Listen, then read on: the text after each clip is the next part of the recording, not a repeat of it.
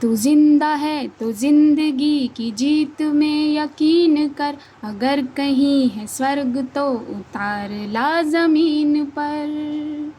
तू जिंदा है, हमारे कारवां का मंजिलों को इंतज़ार है, ये आंधियों ये बिजलियों की पीठ पर सवार है। जिधर पड़ेंगे ये कदम बनेगी एक नई डगर, अगर कहीं है स्वर्ग तो उतार ला ज़मीन पर। तू जिंदा है, ज़मी के पेट पे पली अगन पले ये जलजले, टिके न टिक सकेंगे भूख रोग के स्वराज ये। मुसीबतों के सर कुचल बढ़ेंगे एक साथ हम, अगर कहीं है स्वर्ग तो उतार ला ज़मीन पर। तू जिंदा है, बुरी है आग पेट की, बुरे हैं दिल के दाग ये, न दब सकेंगे एक दिन बनेंगे इनकलाब ये। गिरेंगे जुल्म के महल बनेंगे फिर नवीन घर, अगर कहीं है स्वर्ग तो उतार ला ज़मीन पर। तू जिंदा है, तू जिंदा है तो जिंदगी की जीत में यकीन कर, अगर कहीं है स्वर्ग तो उतार ला ज़मीन पर। ये शैलेंद्र जी की कविता की कुछ पंक्तियाँ मैंने सुनाई आपको फॉर हम भारत के लोग। नमस्कार, कैसे हैं आप सभी? दुआ और उम्मीद दोनों है कि आप सभी बहुत अच्छे होंगे और बहुत बहुत अच्छा कर रहे होंगे। तो मरहबा, welcome to our only love. तो चलिए एक छोटा सा रीकैप ले लेते हैं। इंसिडेंट की लोकेशन पर पहुंचते हैं ये दोनों अपनी अपनी टीम के साथ। क्लू और पॉइंट पकड़ते पकड़ते एक जगह गीतिका फंस जाती है, तो कल्पना बाकियों के साथ साथ गीतिका को भी बचा लेती है, वहाँ से निकाल लेती है और रेस्क्यू कर लेती है। अगर मैं इन शॉर्ट कर लूँ, रेस्क्यू करना पड़ता है। अपने कैमरे के लिए वो किस तरह चिल्लाती है ये आप सबको पता है। और फिर जो कल्पना है वो जैसे ही ज़मीन पर आती है इसको लेकर वो पटक देती है गीतिका को और ख़ुद यहाँ से चली जाती है। तो यही था रिकैप। चलिए अब थोड़ा सा 2 o'clock घूमा जाए। चलिए घूम लेते हैं। कल्पना वहाँ से अपने कदम निकाल लेती है। चॉपर भी जो है इनके सर से उड़ जाता है, हवा हो जाता है, यहाँ से निकल जाता है। गीतिका कहती है चॉपर निकल जाने के बाद कि देखा तूने, देखा इस एरोगेंट लेडी को, देखा किस चीज़ का गुरूर है इसे, किस चीज़ का, मैं देख लूँगी इसे। तो अनु कहती चुप रह यार, कैसी बातें कर रही है तू, शी सेव्ड यू मैन, बस कर दे। तो सूरज कहता है हाँ, वो अनु की बातों को वो करता है, एक्सेप्ट करता है, अनु की बातों को मानते हुए उसे कहता है हाँ। तो गीतिका कहती चुप रहो तुम दोनों, पता नहीं उसने क्या घुट्टी पिला दी है सबको, जिसको देखो उसी की साइड लेता रहता है। तो अन्नू जो है वो तो पहले खुद खड़ी होती है इसकी बात को सुनते हुए, खुद खड़ी होकर गीतिका को हाथ देती है खड़े होने के लिए और कहती है चल अब खड़ी हो जा। तो गीतिका जो है इसके हाथ को झटक देती है अपने हाथ से और फिर कहती है कि मुझे नहीं चाहिए किसी का हाथ, और वो खुद खड़ी हो जाती है। दूसरी तरफ कल्पना यहाँ से निकलकर जब बाहर की तरफ बढ़ती है तो रुक जाते हैं उसके कदम। उसकी नज़र का जो रिफ्लेक्शन जैसे उसके कदमों पर पड़ गया हो और वो रुक गए हों। वो देख रही है कि घायलों को कैसे सहारे के ज़रिए एक प्लेस से दूसरे प्लेस ले जाया जा रहा है, जबकि वो खुद ये करके आई है अभी और इससे कहीं डेंजरस सिचुएशन में करके आई है, लेकिन ये अब इस मंज़र को कैप्चर कर रही है अपने दिमाग में, अपनी आँखों में। तो ये देख रही है कि कोई होश में है, कोई बेहोश है, किसी को अपने दर्द की खबर है, किसी को अपने दर्द की खबर ही नहीं है, तो कोई किसी भाव के साथ ही नहीं है। जो एक जगह से दूसरी जगह ले जाया जा रहा है किसी और की मदद से, लेकिन उसमें उसकी बॉडी में कोई भाव ही नहीं है। आप समझ गए होंगे। तो ये हालात हैं यहाँ। तभी वो अपने 2 कदम आगे लेकर कहती है क्या यहाँ चाय पीने आई हैं आप? फ़ोन रखिए, चलिए जल्दी कीजिए, टाइम वेस्ट मत कीजिए, फ़ोन रखिए। आपके पास दिमाग नाम की चीज़ नहीं है? आई एम श्योर होगा, अगर नहीं होता तो आप इस प्रोफेशन में नहीं होती। जब काम करने का मन नहीं है आपका तो यहाँ आप आई क्यों हैं? ये कल्पना के वर्ड हैं। एक्चुअली कल्पना के सामने एक नर्स है जो स्ट्रेचर पर लेटे हुए मरीज को ना देखने की बजाय अपने फ़ोन पर किसी से बात कर रही है। कल्पना अपनी बात को आगे बढ़ाती है, इसे देखते हुए कहती है, जब अपने प्रोफेशन की सीरियसनेस को आपको समझना ही नहीं है, जब आप समझ ही नहीं सकती हैं, तो क्यों वेस्ट की है एक डिज़र्विंग पर्सन की जगह? क्यों आई हैं आप यहाँ? इन सब में, ये जो कल्पना इससे बोल रही है नर्स से, इन सब में गीतिका, अनु, सूरज अपनी कदम इस तरफ ले लेते हैं और थोड़ी दूर पर खड़े होकर इन तीनों को ये नज़ारा जो है दिख जाता है। अब कल्पना दोबारा कहती है, आपको शर्म नहीं आती? एक पर्सन, एक मरीज अपनी सांसों से लड़ रहा है, अपनी ज़िंदगी से लड़ रहा है, दर्द से करा रहा है, और आपके कानों में इसकी आवाज़ नहीं जा रही है? हाँ, मेरा मुंह क्या देख रही हैं आप? चलिए टाइम वेस्ट मत कीजिए, अपना काम शुरू कीजिए। वो अपने हाथ से भी इशारा करती है उस नर्स से कि पेशेंट को देखिए, उसकी केयर करे, उसको क्योर दी जाए। और ये सारा एक्शन ये तीनों दूर खड़े होकर देख रहे हैं, मगर विदाउट अ साउंड। बस ये एक्शन देख रहे हैं। कल्पना के हिलते हुए होंठ देख रही है गीतिका, कल्पना के चेहरे का एक्सप्रेशन देख रही है जो गुस्से में है, जो उसे एरोगेंट लगेगा, आई एम श्योर। तो इस पर गीतिका बोलती है इन दोनों से, सी तुम दोनों की so cold hot squadron leader कितनी घमंडी है, कितनी एरोगेंट है, कितनी गुरूर वाली है। इसके अंदर देख रहे हो, इसे बात करने की तमीज़ नहीं है अपने छोटों से, और तुम इसी के गुणगान गाते रहते हो। तो अनु कहती है, तो ये कैसे बोल सकती है, चुप रहना।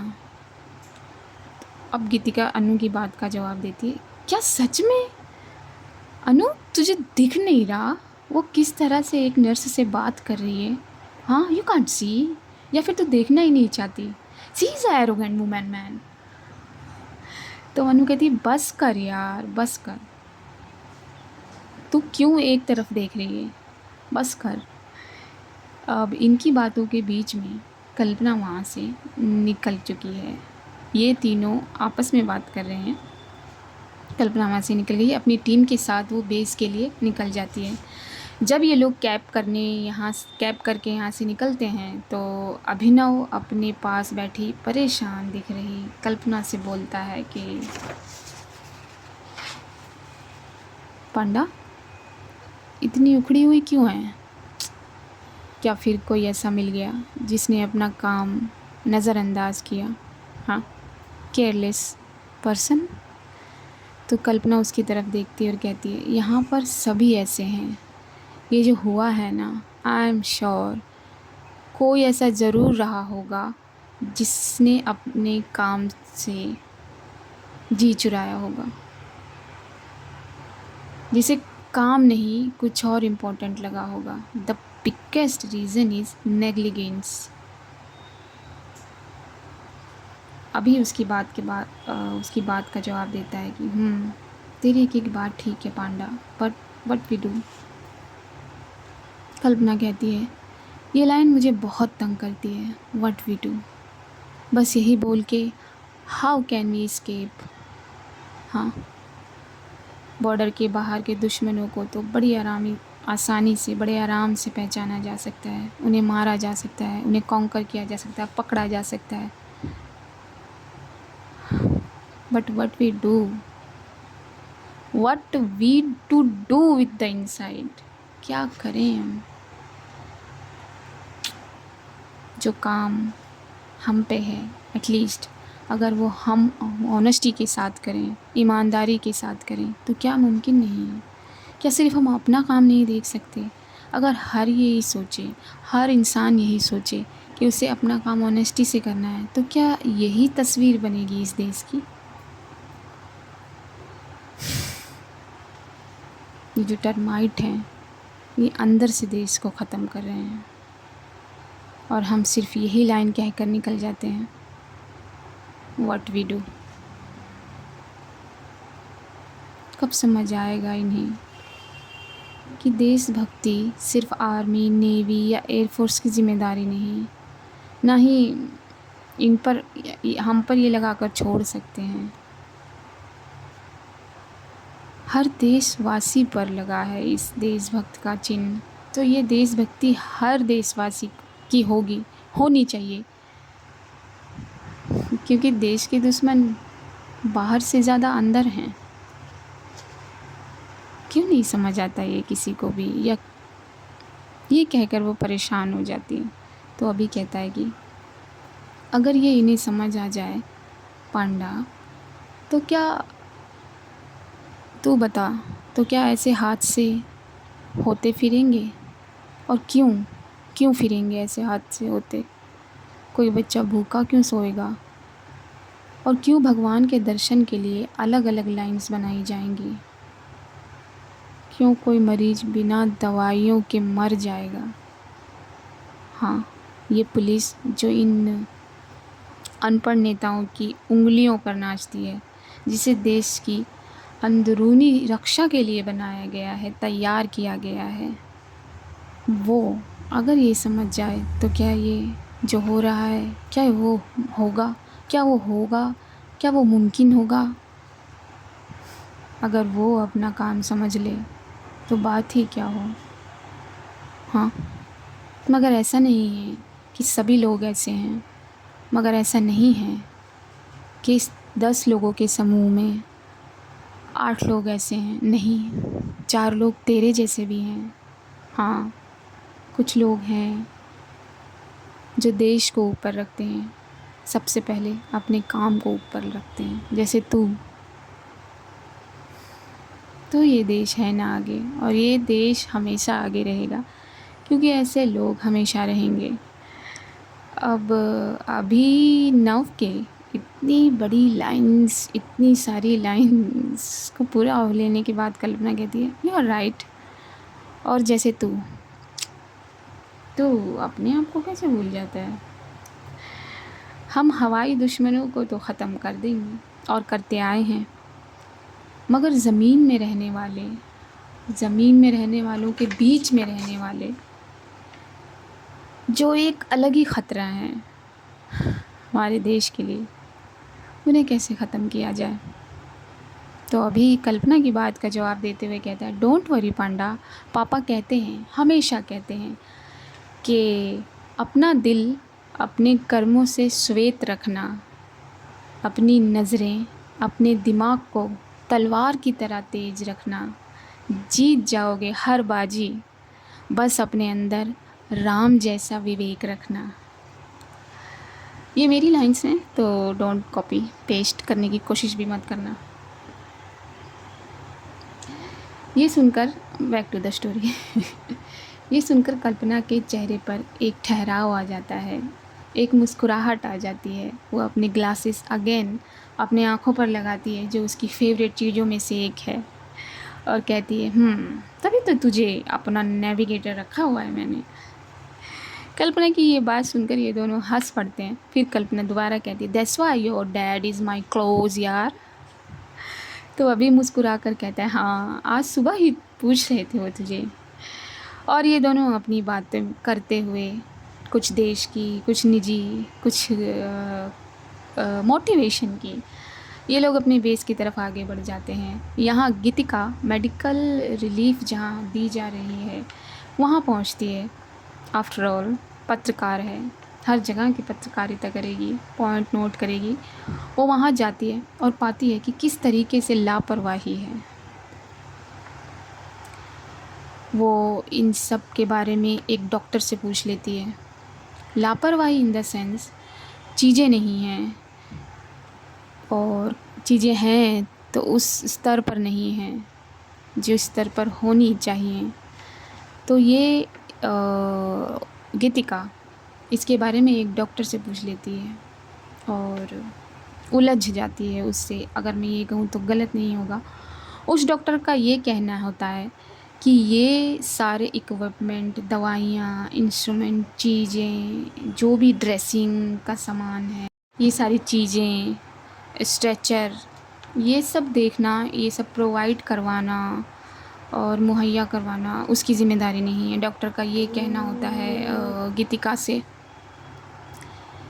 गीतिका इस चीज़ पर भड़क जाती है, इस डॉक्टर पर एक आर्गुमेंट कर लेती है उसके साथ। और भगवान का शुक्र है कि ये डॉक्टर जो है वो कल्पना के सामने नहीं आई। लेकिन कुछ कम नहीं है गीतिका भी, वो भी इससे थोड़ा सा हाईली ही आर्गुमेंट कर लेती है। अनु इस आर्गुमेंट को रोकते हुए अनु और सूरज गीतिका को समझाते हुए यहाँ से ले जाते हैं। ये लोग अपनी गाड़ी के पास पहुँचते हैं। तभी अनु कहती है कि शांत हो जा गीतू, क्या हो गया यार तुझे आज, हाँ? तो गीतिका कहती है मैं नहीं जानती मुझे क्या हुआ है और तू नहीं समझ रही है मुझे क्या हुआ है। ये सारी चीज़ें देख रही है तू अपनी नज़रों के आगे। कोई अपनी सांसों से लड़ रहा है, कोई अपने दर्द से लड़ रहा है, किसी को कोई होश ही नहीं है और कोई तो लड़ने लायक ही नहीं है, और तू मुझसे पूछ रही है कि क्या हो गया है। हाँ, मैं इस डॉक्टर को भी नहीं छोड़ूंगी। तो ये वर्ड्स होते हैं गीतिका के। और वो कार में से अपनी एक टी शर्ट जो उसने सीट के पीछे रखी हुई है वो निकाल कर पहन लेती है। ये लोग अपना जुगाड़ लेकर चलते हैं। तो ये लोग भी अब कार में बैठकर अपने न्यूज़ ब्रांच ऑफिस के लिए निकलते हैं। और वहाँ हमारी एयरबस टीम जो है वो बेस पहुंचकर सीईओ सर के साथ एक मीटिंग पर है। कल्पना वहाँ भी ये बात उठाती है और रखती है अपनी कि ये जो इतने बड़े स्तर पर ये जो डिज़ास्टर हुआ, जो इंसिडेंट, डिज़ास्टर ही कहेंगे इसे, तो वो अपनी बात को रखती है। और ये सुर्खियाँ बन चुकी हैं। अब सिर्फ गीतिका ही क्या और कल्पना ही क्या, पूरी वैली में ये सुर्खियाँ बन चुकी है कि इस जगह ये इंसिडेंट हुआ है और मज़दूर जो हैं इसमें फंस गए हैं। कई मज़दूरों की जान चली गई है, कई अपनी जान के लिए लड़ रहे हैं। तो ये पूरा फैल चुका है वैली में ये खबर। और तो इसी बात को कल्पना अपनी सीईओ सर के साथ जो मीटिंग है इनकी उस पर उठाती है और वो सवाल सिस्टम पर कर देती है। और फिर कहती है कि ये गलतियाँ सिस्टम की हैं, लेकिन ये अपनी गलतियों को अब किसी और पर थोपेंगे। ये सब सारी चीज़ें इनमें होती हैं।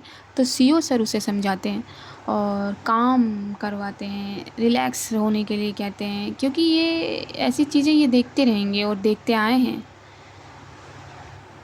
कल्पना ने कुछ कम नहीं देखा है। आगे आगे चलिए देखते हैं। उसके बाद सीईओ सर की काम करा देने के बाद ये जो टीम है वो बाहर आती है, थोड़ा स्माइल, थोड़ा मजाक, थोड़ा अपने आप को चेयर अप करते हुए, क्योंकि ये बहुत ज़रूरी है। तो कल्पना बीच में कहती है कि मुझे हॉस्पिटल जाना है, आप लोग करते रहिए बातें। तो अमेश कहते हैं कि क्या हुआ पांडा, सब खैरियत? तो कल्पना कहती हाँ हाँ, वो रवि साहब है ना, उनके घर नया मेहमान आने वाला है। तो अभी बोलता है क्या बात कर रही है, तो हम भी चलते हैं भाई। तो बैट साहब कहते हैं रोजा। पीछे से भागते हुए आते हुए कहते हैं। तो कल्पना कहती है ओके ओके लेट्स गो। तो ये बदमाशों की जो उड़ान वाली टोली है वो हॉस्पिटल पहुंचती है। वहाँ रवि कल्पना के पास आकर कहता है मैम आप यहाँ? तो कल्पना जी हम सभी यहाँ, और हम सभी यहाँ अपने न्यू मेंबर से मिलने आए हैं। कहाँ है भाई? तो अभी जो है वो कहता है कि अरे जल्दी बताइए। तो रवि कहते हैं आइए चलिए। तो जो रवि जी हैं, और रवि जी याद है ना आपको, कल्पना के ड्राइवर हैं, जी हाँ। तो वो अब रवि इन चारों को अपने साथ लेकर जाते हैं और ये सब एक नन्ही सी जान जो इस दुनिया से दूर दूर तक बेखबर गहरी नींद में सोई हुई है। तो इन सब की नज़र उस पर पड़ती है। अमेज के मुंह से निकल जाता है श्श, आवाज़ स्लो रखिए, देखिए तो सही कितना क्यूट बच्चा है। तो बैट कहता है कि यस बिल्कुल मेरी तरह। तो अमेज कहता है अरे बोला ना आवाज़ स्लो रखिए। तो कल्पना कहती है हाँ बिल्कुल। और वो अपने होठों को दबा कर जो हंस रही है, वो शायद कुछ समझ रही है। तभी जो है वो रवि साहब बोल पड़ते हैं कि ये कल्पना मैम की तरह है। तो अभी रवि की तरफ देखकर कहता है कि क्या मतलब? कल्पना उस बच्चे के पास जाती है। तो कल्पना अपने हल्के हाथों से हल्का दबाव डालते हुए उस बच्चे को अपनी गोद में उठाकर कहती है, अरे बेवकूफ़ अभी, दिस इज़ अ गर्ल। तो बैट कहता है, अब मुझे भी देना पांडा प्लीज़। तो कल्पना कहती है, वेट, मुझे तो देख लेने दो इस नई उड़ान को। कल्पना उस बच्चे को बहुत प्यार भरी नज़रों से देखती है और उसके माथे को चूम लेती है और फिर कहती है, लीजिए रवि साहब, आपकी तो सुन ली भगवान ने। ये कहते हुए वो बैट को पकड़ा देती है बच्ची को और बड़े हल्के हाथों से पकड़ाती है और उससे भी कहती है कि हल्के से पकड़ना। और रवि की जो वाइफ़ हैं उनकी तरफ बढ़ जाती है कल्पना और उनके पास जाकर बैठकर कहती है कि कैसी हैं आप? तो रवि की वाइफ़ कहती है कि मैं ठीक हूँ मैडम। तो कल्पना कहती है कि कितनी बार कहा, मुझे मेरे नाम से पुकारा कीजिए। तो रवि की वाइफ़ कहती है कि नहीं मैडम, अगर आप नहीं होती, इतना ही कहती है। तब तक कल्पना उन्हें रोक देती है और कहती है, बस करिए, बस करिए, कुछ मत बोलिए, आपको मैंने कितनी बार कहा है। तो रवि कह देते हैं कि वो सही कह रही है मैडम, कह लेने दीजिए उसे। अगर आप हमें इस हॉस्पिटल में हमारी मदद, इतना कहते हैं रवि, तभी कल्पना इनको भी रोक देती है, बस कीजिए आप दोनों, बस कीजिए, सब भगवान करता है और वही करवाता है, मानते हैं ना आप लोग, तो बस। और आप मेरी फैमिली हैं, फैमिली के लिए कौन नहीं करता है? हुँ? रवि की वाइफ़ की जो प्रेगनेंसी है वो बहुत कॉम्प्लिकेटेड थी, इतनी कि उनकी जान जाने का ख़तरा था और डॉक्टर्स ने पहले ही चेताया था और बड़े महंगे इंजेक्शन, दवाइयाँ, ट्रीटमेंट उनका बड़ा महंगा चला। तो इन सब का जो वो सब हमारी कल्पना ने किया, संभाला। तो इसका आभार ये दोनों कल्पना को बहुत बहुत करते हैं। रवि कहते हैं कि आपका आभार मैं ज़िंदगी भर नहीं भूलूँगा और मैं अपनी बेटी को बिल्कुल आपकी तरह बनाऊँगा। ये सुनकर कल्पना के अंदर जैसे एक बहुत महत्वपूर्ण सा भाव होता है और अपनी जगह से वो बच्चे की तरफ देखते हुए कहती है कि ज़रूर बनाइएगा, मगर सबसे पहले इनकी मर्ज़ी ज़रूर पूछिएगा। क्या पता ये कुछ और बनना चाहें, क्या पता इनका आसमान दूसरा हो, क्या पता ये अपना आसमान खुद बनाना चाहें। हाँ, तो पहले इनसे पूछिएगा, फिर अपना डिसीजन बताइएगा। तो रवि कहता है कि जी मैडम, बिल्कुल, मैं कल से ड्यूटी ज्वाइन करता हूँ। तो कल्पना कहती है कि बिल्कुल भी नहीं, किसने कहा है आपसे? हाँ, कोई ज़रूरत नहीं है, मैं सब मैनेज कर लूँगी, कर सकती हूँ भाई, अपनी बुलेट में उड़ा सकती हूँ ज़मीन पर। अभी आपकी ज़रूरत यहाँ ज़्यादा है और इन दोनों को ज़्यादा है और इन दोनों को आपकी ज़रूरत, आपका प्यार, आपकी केयरिंग सबकी है। तो आप निश्चिंत रहिए और आप लोग चलिए। ये चलिए वाला जो जुमला है, जो डायलॉग है, वो इन तीनों से कहती है और कहती है कि अब लिटिल प्रिंसेस को आराम करने दीजिए।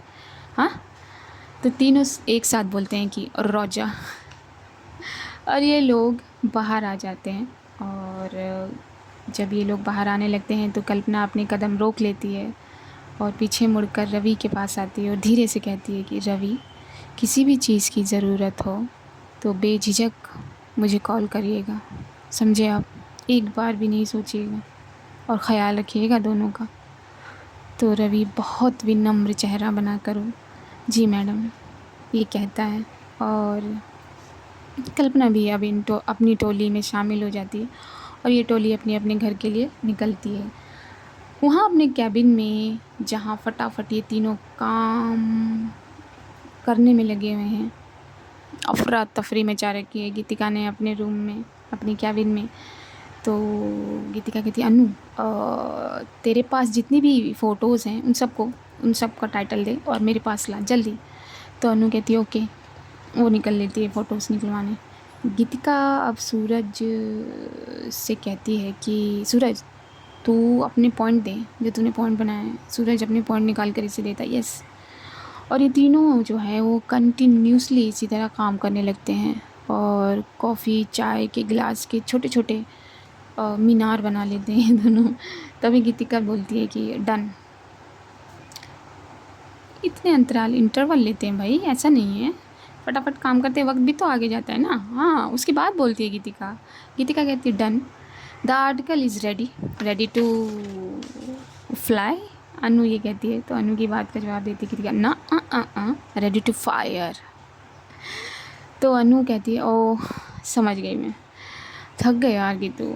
तो गीतू कहती है कि हाँ बहुत थक गए, अब मेरी वाली कॉफ़ी भी नहीं है। तो ये दोनों बोल पड़ते हैं हाँ हाँ बिल्कुल पीनी है। तो गीतिका कहती है ओके मैं लेके आती हूँ। गीतिका जो है वो अब कॉफ़ी लेने चली जाती है। यहाँ कल्पना अपनी बुलेट पर अपने घर पहुँचती है, अम्मा से गले लग जाती है। अम्मा कहती हैं तो ठीक है ना बेटा। हाँ मैंने ख़बर देखी। तो कल्पना कहती है कि ये खबर वबर छोड़िए, मैं बिल्कुल ठीक हूँ, बस आपके हाथ की एक सेक्सी वाली चाय चाहिए जो बिल्कुल आपकी तरह होनी चाहिए, बिल्कुल अंदर से हिला देने वाली। इसकी बात सुनकर अम्मा जो है वो हंस देती हैं और कहती हैं बदमाश, जा फ्रेश हो जा, मैं लाती हूँ। तो कल्पना कहती थैंक यू और वो चली जाती है। थोड़े से इंटरवल पर ही इसे चाय मिल जाती है कल्पना को।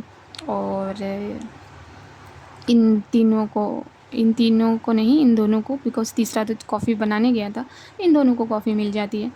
यहाँ चाय पीते हुए बाहर देखकर कल्पना आसमान की तरफ देखती है और आज के दिन का जो बड़ा ही शायद ही कोई चाहे कि उसकी ज़िंदगी में आए, और आज के दिन का सारा मंजर उसकी नज़रों के सामने एक एक करके आने लगता है।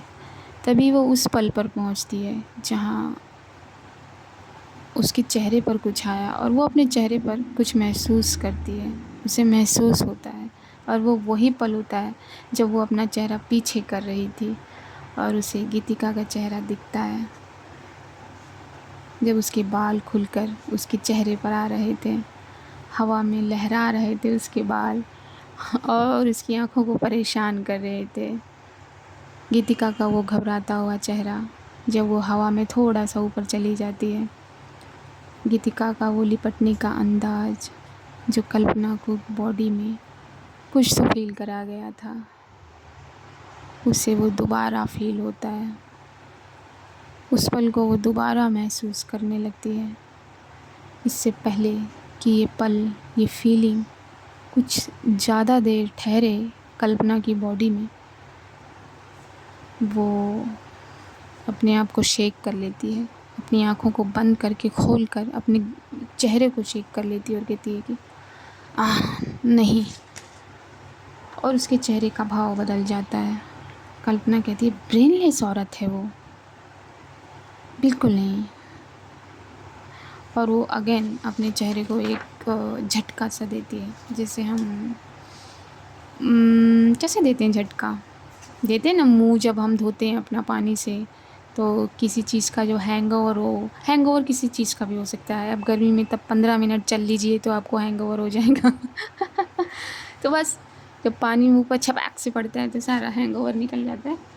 तो बस वैसे ही वो अपना चेहरा झटकती है। यहाँ इन तीनों में भी वार्तालाप होता है, आज के मंज़र का जिक्र होता है। अनु पूछती है गीतिका से, गीतिका तू वहाँ कैसे पहुँच गई थी?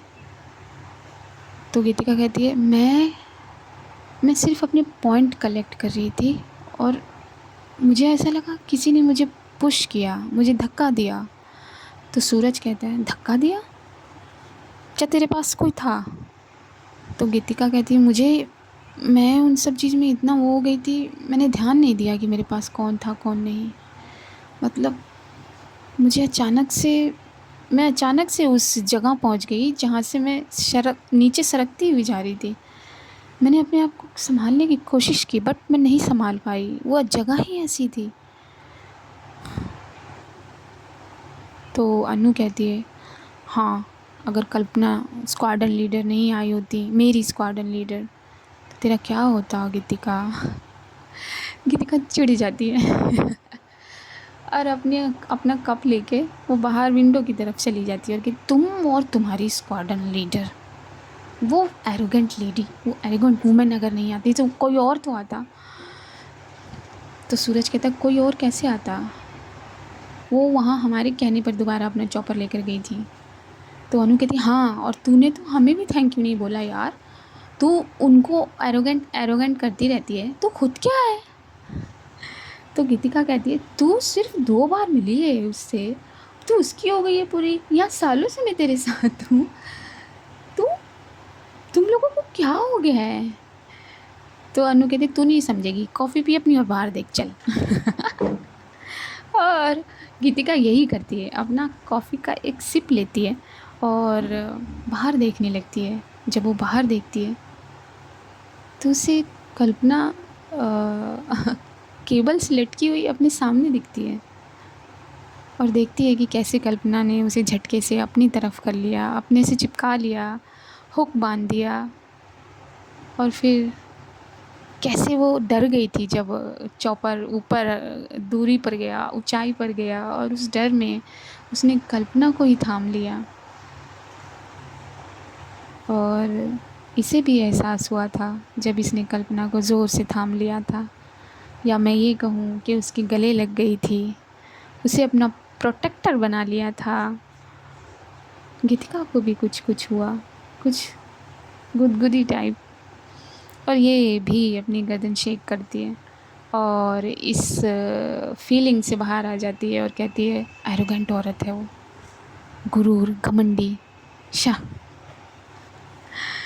और वहाँ जो आसमान में देख रही है कल्पना, उसकी नज़र जो है आसमान से शिफ्ट होकर उसके सेल फ़ोन पर पड़ती है जो बज रहा है, और वो किसी और का नहीं, दूरभाष का ही टेलीग्राम है।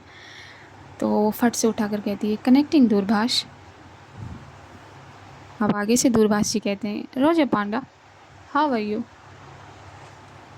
कल्पना बिना कोई टाइम वेस्ट करे हुए बोलती है कि ये everything is fine, tell me the update please, update करिए।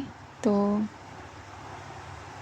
आगे से दूरभाष जी कहते हैं कि पांडा, ये जो आपकी दी हुई इन्फॉर्मेशन के मुताबिक जिस चीज़ पर मैंने अपने टेलीस्कोप्स को लगाया था, वो अलग ही सिनेरियो दिखा रहे हैं, एक अलग पार्ट दिखा रहे हैं, एक अलग ही तस्वीर पैदा कर रहे हैं। तो कल्पना कहती है दूरभाष जी प्लीज़ एक्सप्लेन करिए। तो दूरभाष जी कहते हैं कि ये जो आपने गौरव की सिचुएशन मुझे बताई, आई थिंक वैली में चाइल्ड ट्रैफिकिंग गिरोह जो है वो एक्टिव है। थोड़ी देर के लिए कल्पना ये सुनकर खामोश हो जाती है, उसके बाद कहती है माय गॉड दूरभाष जी, आप सच कह रहे हैं। तो दूरभाष जी कहते हैं जी, इट्स अ चाइल्ड ट्रैफिकिंग, इसमें कोई दो राय नहीं है। तो कल्पना कहती है कि आई नो आपकी दी हुई इन्फॉर्मेशन है, साबित ही होगी। तो आप कह रहे हैं कि गौरव महाशय, माय गॉड मुझसे बोला नहीं जा रहा है दूरभाष जी। तो दूरभाष जी कहते हैं कि यस, और इससे भी शॉकिंग ये बात है कि वैली के ऐसे कई लोग हैं जो खुद अपने बच्चे को इसमें फेंक देते हैं, जोड़ देते हैं इन लोगों के, या मैं कहूँ कि बेच देते हैं इन लोगों से। हाँ, ये बात अलग है कि वो बायोलॉजिकल पेरेंट्स नहीं हैं। अगेन कल्पना थोड़ी देर चुप हो जाती है और चुप हो जाने के बाद कहती है कि आपको इस गिरोह का कोई लोकेशन मिला, ये लास्ट टाइम कहाँ एक्टिव था, कुछ इन्फॉर्मेशन इस बारे में।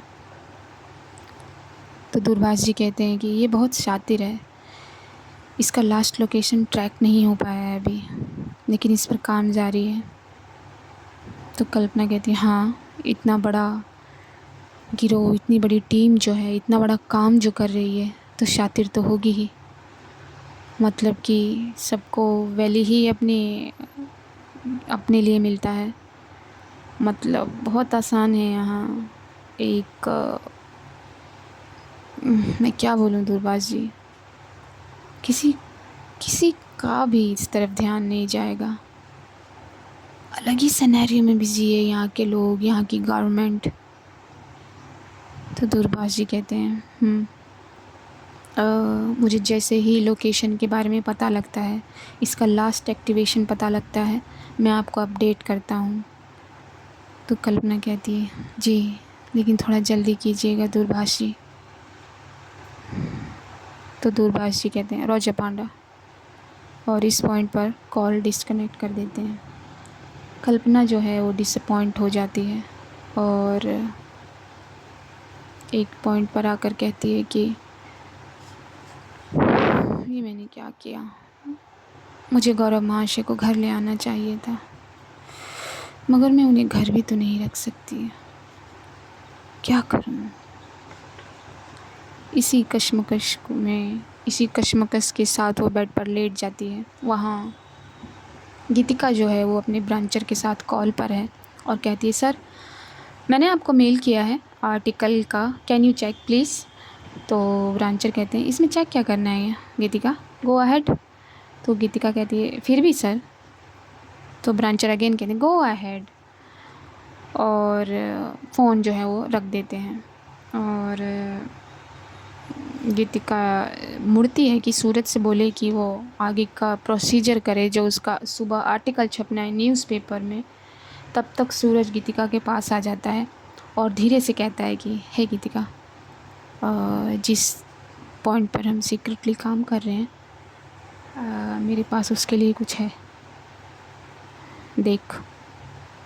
तो सूरज जो है वो अपना मोबाइल का स्क्रीन गीतिका के सामने करता है और उसका जो फ़ोन है वो देखते ही गीतिका अपने हाथ में ले लेती है और हाथ में लेते हुए कहती है माय गॉड, तो हमारा शक सही निकला। हाँ, हम जिस पर काम कर रहे हैं इट्स अ चाइल्ड ट्रैफिकिंग। मतलब वैली में ये भी, और ये भी शॉक्ड हो जाते हैं। तो इस पार्ट को मैं यहीं रोकती हूँ। अब कल्पना और गीतिका के पॉइंट अगेन मिल गए हैं। अब देखते हैं क्या इनकी मुलाकात होगी, और होगी तो कैसे होगी, पता लग जाएगा आपको, मुझे, सबको, गीतिका को, कल्पना को। लेकिन मेरी एक बात है, स्किप मत करिए, ज़रूरत भी मत करिए स्किप करने की। आप लोगों को क्या चाहिए? हाँ, स्टोरी की पहली मुलाकात में ही मैं इजहार मोहब्बत करा दूँ और दूसरे पार्ट में ही इंटीमेट करा दूँ तभी जाकर आप व्यू देंगे। सुनिए, शुरू से सुनिए, कदम दर कदम चला जाता है या आप लोगों को जंपिंग जपैंग खेल वो मैं नहीं करूँगी। तो पेशेंस लेकर सुनते रहिए और अपना ख्याल रखिए, अपने पेरेंट्स का ख्याल रखिए, दुआ करते रहिए, दुआ फॉर ह्यूमैनिटी, दुआ फॉर चाइल्ड, दुआ फॉर नहीं, मुझे किसी ने कहा तो नहीं, लेकिन चलिए छोड़िए, इस बात को छोड़ देती हूँ, मैं कभी और उजागर करूँगी। अभी के लिए अपना ख्याल रखिए, अपने पेरेंट्स का ख्याल रखिए, मोस्ट इम्पोर्टेंट। और शेयर कीजिए, लाइक कीजिए, सब्सक्राइब तो कीजिए। सब्सक्राइब करने में क्या जा रहा है? सब्सक्रिप्शन का पैसा मांग रहा है क्या यूट्यूब आपसे?